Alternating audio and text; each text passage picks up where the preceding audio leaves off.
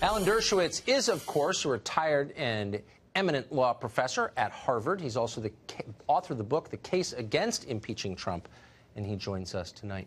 Professor, thank you very much for coming on. So all of this is kind of coming out as we're reporting it, and it's hard to assess. But I just want to get to the core allegations once again. So you heard Catherine Herridge say repeatedly that the special counsel says that Michael Cohen is in contact with the Russians at various points. How would that be criminal? Under what circumstances would that be criminal, do you think? Well, it would only be criminal if, for example, this is a hypothetical, the campaign or President Trump or somebody in his behalf offered Putin a penthouse apartment at the top of the tower in exchange for getting a permit to build the tower. That would be arguably criminal under the Federal Corrupt Practices Act. Right. Short of that, it's very, very hard to see this. What I think we're seeing is a coming attraction to what the report will be. And I think the report will set out a circumstantial case based on all the lying that's taking place, a circumstantial case for arguably political sins. But I don't see any crimes. Collusion itself is not a crime.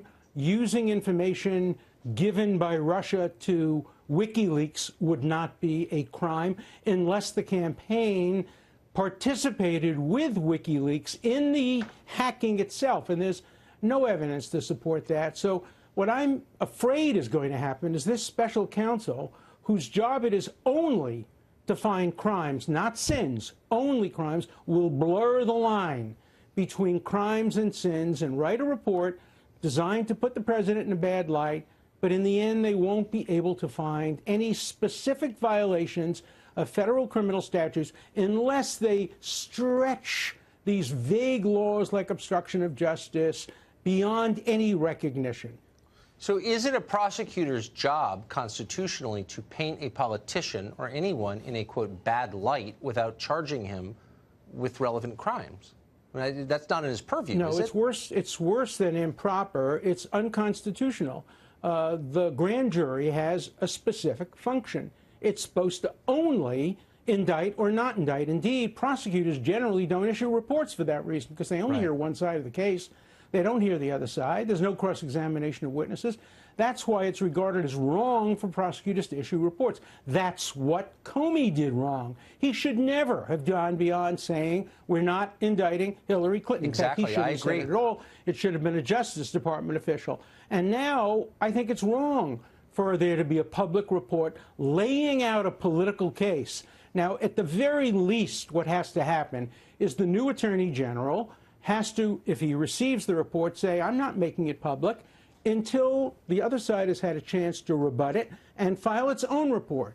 Then you get two political reports, one from each side, and the public can judge. But this sounds like a distortion of what prosecutors ought to do. Prosecutors ought to do up and down, indict, not indict. Exactly. If you have the evidence of crime, indict. Otherwise, shut up. So when the special counsel's office releases documents, as they did today, that make cryptic references to meetings with Russia without explaining why this is relevant to the public interest or illegal, does it raise the suspicion that this is a manipulative public relations move rather than a legal one? Well, it raises the suspicion that the final report will also include allegations of political sin rather than specific crimes. Yeah. And that's just not the proper role of special counsel or any prosecutor. And I hope it doesn't happen. I hope that Mueller, who has a generally good reputation as a prosecutor, will remember that his job essentially was to uncover crimes that occurred before he was appointed. At the moment, most of the crimes he's uncovered occurred after he was appointed. Lying to Congress, lying to prosecutors, and crimes that are unrelated to his mandate. Manafort, financial crimes, Cohen taxi cab crimes. Right. The only crimes he seems to have found relating to Russia are by Russians. And that was not part of his mandate, number one. And number two, nobody's going after these Russians. They're not going to be sent to the United States. They're not coming to Disneyland where they can be arrested. So that's pretty moot. So very quickly, one final more general question. You've watched our legal system and participated in it for many decades now. Is it common for prosecutors, good people, people of integrity, to become caught up in a kind of vortex of zealotry where they kind of lose sight of the law and become really focused on destroying people? Well, I think that's the problem with special counsel, because you come in and there's somebody out there or people out there with targets on their back. And in this case, he went after so many people who had close connections to the president in an attempt to get him. You don't have to believe me. Listen to Judge Ellis, who presided over the Manafort case. He was very critical of how the special prosecutor is squeezing people, not only in order to make them sing, but in some cases, people are composing because they think the better the story, the better the deal. It also gives a lesson, an object lesson to criminal defense lawyers. Be careful when you make a deal, because when you make a deal with the prosecutors, they can really come back and hurt you. Look at what happened to Cohen.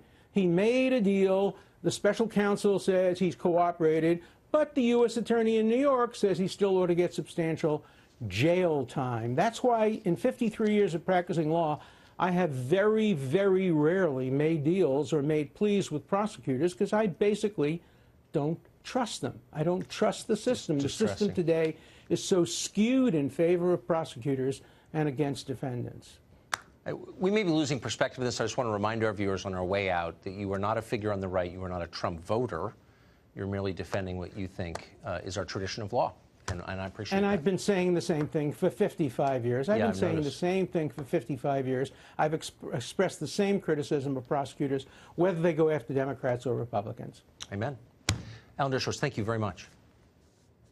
Thank you.